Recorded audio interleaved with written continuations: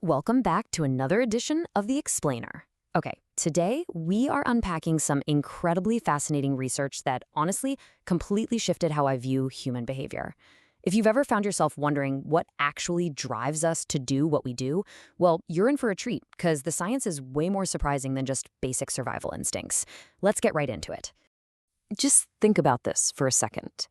For decades, traditional psychology leaned heavily on this thing called drive reduction theory. And the idea was super simple, right? Humans only act to satisfy basic biological needs. We eat because we're hungry. We drink because we're thirsty. Basically, we're just biological machines trying to return to a baseline of zero physical needs. But if that's true, why on earth do we ride roller coasters? Why do we gamble or sit through terrifying, scary movies or, I don't know, climb massive mountains? Drive reduction theory completely fails to explain thrill-seeking. It completely fails to explain human curiosity. So obviously, we need a new paradigm. And that brings us to the arousal theory of motivation. This theory steps in and fills that exact gap. It proposes that we human beings aren't just trying to survive and sleep all day. Instead, we are actively motivated to maintain an optimal level of stimulation. We are constantly, kind of subconsciously, balancing our activity levels to avoid two major extremes: mind-numbing boredom on one side and overwhelming distress on the other. It turns out our brains literally crave a baseline of action. To really grasp how all this works, here is our roadmap for today. First, we'll hit the thrill-seeking paradox. Then we'll find the arousal sweet spot, unpack 3 core psychological needs, look at the motivation spectrum, and finally, uncover some real-world pitfalls. All right, starting with section 1, the thrill-seeking paradox. Let's look at exactly why our brains just refuse to sit still. So motivation operates on this continuous arousal cycle. Imagine a totally burned out student at the end of a grueling semester of exams. They are over-aroused, completely stressed to the max, and they just want to withdraw into a perfectly quiet, lazy summer. Sounds nice, right? But what actually happens after 3 weeks of doing absolutely nothing on the couch? Well, aside from a remarkably sore back, they become under-aroused. That complete lack of stimulation turns into intense psychological discomfort, which then motivates exploratory behavior. Suddenly, they're craving a new project, or maybe even looking forward to going back to school. We are always kind of bouncing like a ping pong ball between these two states. To really prove this point, scientists went to some pretty extreme lengths. Back in the 1950s, Dio Hebb at McGill University conducted these classic sensory deprivation experiments. He put participants in a room, gave them blindfolds to eliminate sight, earmuffs to block sound, and even put cardboard tubes over their limbs to restrict touch. The goal? Zero stimulation. And what happened? Total mental unraveling. Participants experienced extreme psychological discomfort, and as their brains literally starved for input, they actually began to hallucinate. No joke, almost no one could endure it for more than 3 days. It brilliantly and kind of intensely illustrates that when stimulation drops to absolute zero, humans don't just peacefully rest, we panic. Section 2, the arousal sweet spot. If zero stimulation is torture and too much is panic, we need to find that middle ground. Way back in 1908, researchers Robert Yerkes and John Dodson mapped this out with what we now call the inverted U-curve. Picture a classic bell curve in your mind. On the far left, you have low arousal. That's apathy, sleepiness, really poor performance. On the far right, high arousal, which is that paralyzing distress and anxiety where your mind just totally goes blank during a big presentation. But right there in the middle, right at the peak of the curve, is something called eustress. That is beneficial stress. A moderate amount of anxiety actually keeps you alert, dialed in, and performing at your absolute best. But here is the absolutely crucial point to remember. That optimal midpoint, it isn't fixed. It actually shifts around depending on what exactly you're doing. If you're performing a simple or a highly physical task, like a football player making a massive tackle, you require incredibly high arousal for peak performance. You literally need to be pumped up. But if you are performing a complex, novel, or precision task, say taking a really difficult math exam, or a golfer trying to sink a super delicate putt, you require much lower arousal. High stimulation in that scenario will completely wreck your fine motor coordination and your concentration. And this perfectly illustrates why one universal curve is just way too simplistic to cover all of humanity.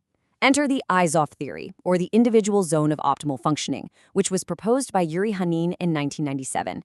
This accounts for our individual quirks. It suggests that every single person has a unique, tightly calculated, narrow range of arousal where they perform best. It's the reason why some people inherently need the extreme high arousal of daredevil sports just to feel normal, while others absolutely thrive in dead silent libraries. It perfectly explains why you might need blasting music to focus at your desk, while your coworker needs absolute pin drop silence.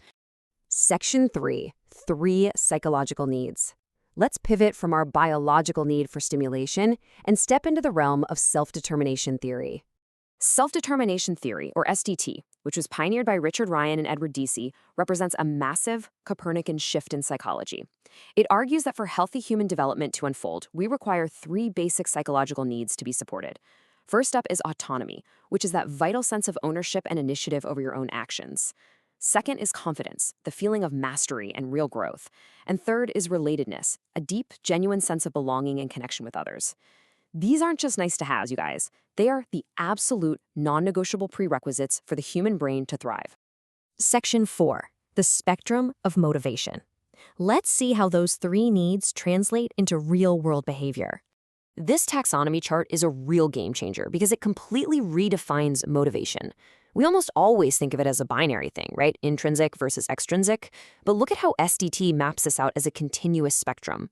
Over on the far left, you have total amotivation, just a complete and utter lack of drive. But as you sweep over to the right through extrinsic motivation, notice how the level of autonomy gradually increases. You are moving from pure, grudging compliance just to avoid punishment, all the way across toward inherent joy and genuine interest.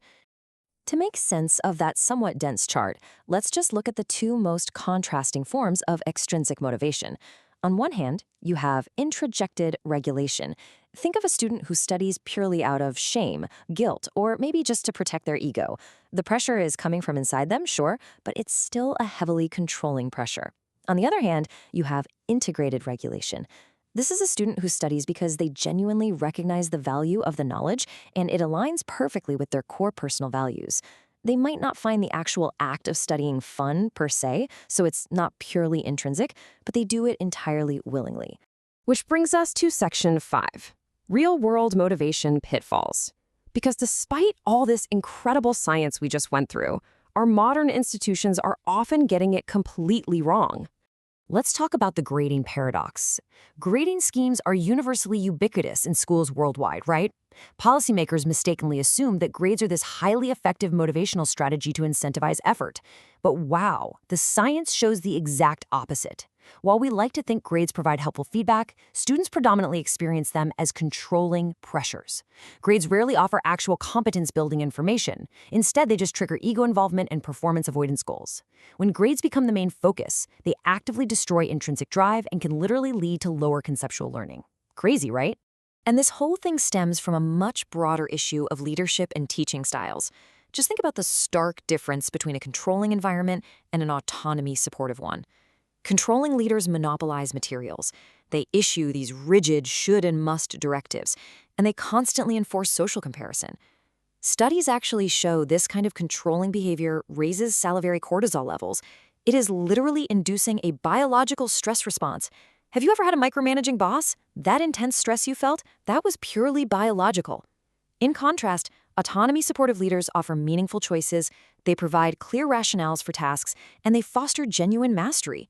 Doing that drastically lowers anxiety and naturally boosts engagement. If you are a manager, a teacher, or even a parent, I really want this quote from the Elsevier's journal research to sink in. It says, attempting to control achievement outcomes directly through extrinsic rewards, sanctions, and evaluations generally backfires, leading to lower quality motivation and performance. It's so powerful. When we try to force outcomes through heavy pressure, we completely bypass those basic psychological needs of autonomy and competence, and we end up getting significantly lower quality results. And nowhere is this more evident than in high-stakes testing, or HST. It is genuinely astonishing when you realize that modern systemic testing basically ignores everything we've talked about today.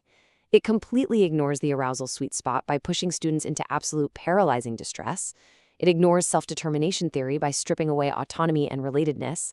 By focusing purely on outcome-focused pressures and strict sanctions, these policies inadvertently incentivize really bad practices, like teaching purely to the test while entirely crowding out the engaging, curiosity-driven learning that human beings are literally biologically wired to crave.